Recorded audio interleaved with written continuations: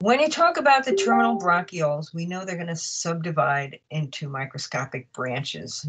These are known as the respiratory bronchioles. They're going to be lined by simple squamous epithelium. They will, again, divide into 2 to 11 alveolar ducts. Those will terminate into innumerable alveoli and alveoli sacs.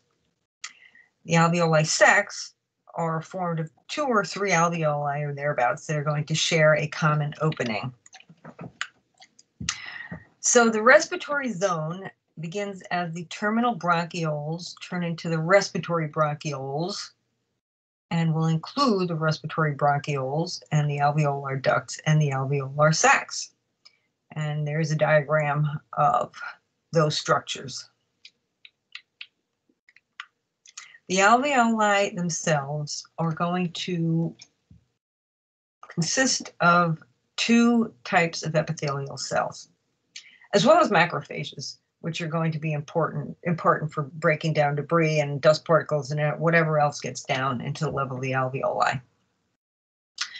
There will be type 1 alveolar cells, and these are the guys that are going to form a continuous lining of the alveolar wall, and they are basically a lining of simple squamous epithelium. The type 2 alveolar cells are going to sort of be studded throughout the lining, and they will secrete the very, very, very important substance, which is known as surfactant. Surfactant is a detergent-like substance. Its job is going to be to lower surface tension and prevent the alveolar from collapsing. More on this later in the next lecture.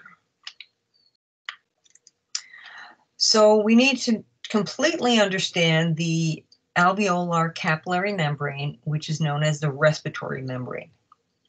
It is made up of the simple squamous epithelium of the alveoli, the endothelium of the lung capillaries, and the basement membrane of the alveoli and of those capillaries, which will be fused. It is unbelievably thin, 0.5 micron. That's unbelievably thin. And it is going to be important that it is this thin because we need to have very easy gas exchange across that membrane by the simple process of diffusion. So what's its function? Really, really rapid diffusion of gas. And that diffusion will depend on the concentration of both oxygen and carbon dioxide. And to drive the point home as to how important that gas exchange is, we saw this in the last lecture, but here it is again.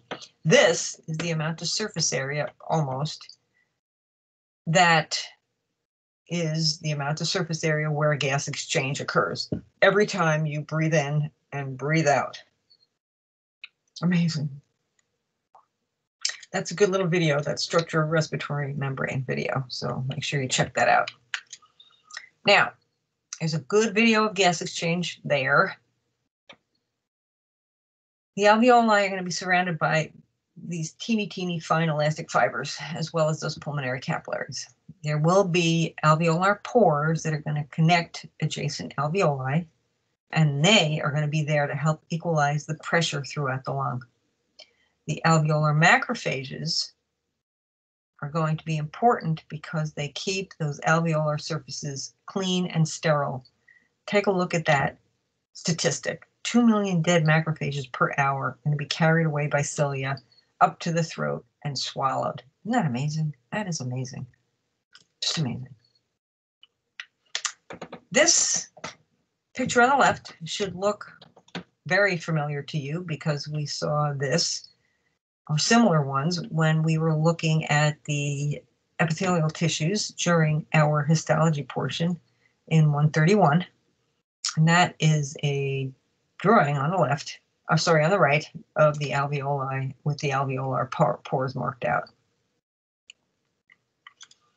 This shows you the capillary beds that are going to surround alveoli, and it also gives you an idea of what the blood vessels around those alveoli and alveoli sacs look like. Up close and personal, electron electron micrograph of pulmonary capillary cast. Totally cool. And this gives you a picture of the alveolar cells that you need to know. There's going to be the type 1 that will form the actual alveolus, it's singular, and there will be the type 2, which will do what again? All right, those are the ones that are going to produce and secrete surfactant. And it also demonstrates how important the macrophages are to the alveoli. Now, the blood supply, we already know about pulmonary circulation. We know that the pulmonary arteries are going to deliver deoxygenated blood to the lungs for oxygenation. They're going to branch profusely and feed into pulmonary capillary networks. And we know that the pulmonary veins are going to return oxygenated blood from the respiratory zones to the left atrium. That shows you what's happening there. That should look very familiar. Basically, anything when it comes to pulmonary circulation on this diagram should not be a surprise. And then we also have this. The lung capillary endothelium is going to contain a bunch of enzymes that will act on substances in the blood. In other words, one of them is angiotensin converting enzyme, that ACE enzyme, which will activate the blood pressure hormone. Who knows it? Who knows it? You should know it. We'll go over that in class. You already know it. I'll give you a hint. It's not ADH. Now, when it comes to the pulmonary vasculature for actual blood supply and drainage for the lungs themselves, you will have bronchial arteries, which are going to bring oxygenated blood to the lungs themselves. They rise from the aorta. They enter the lungs at the hilum. They are part of systemic circulation, not pulmonary circulation. So they are carrying high pressure blood that is of relatively low volume. They will supply all of the lung tissue except for the alveoli.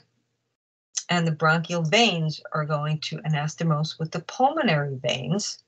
And the pulmonary veins are going to carry most of the venous blood back to the left atrium. Fun fact, pulmonary circulation was actually described in the 1200s. In 1243, an Arabian physician, Ibn al-Nafis, became the very first person to describe the very complicated process, which he detailed in a work named there. It took 300 years for European scholars to come to the same conclusion. Stay tuned for the next section in which we will start to actually talk about the physiology of breathing. Can't wait.